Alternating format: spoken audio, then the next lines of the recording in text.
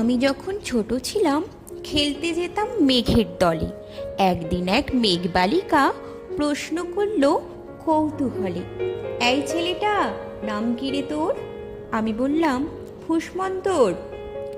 মেঘবালিকা রেগেই আগুন, মিথ্যে কথা, নাম কি এমন হয় কখনো? আমি বললাম, নিশ্চয়ই হয়, আগে আমার গল্প শোনো। সে বলল, শুনবো না, যা, সেই তো রানী, সেই তো রাজা, সেই তো একই ঢাল তলোয়ার, সেই তো একই রাজার কুমার পক্ষীরাজে, শুনবো না আর, ওসব বাজে। আমি বললাম, তোমার জন্য নতুন করে লিখবো তবে।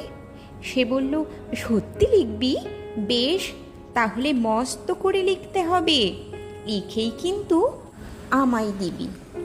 লিখতে লিখতে লেখা যখন সবে মাত্র 2-4 পাতা, অমনি তখন ভূত চাপ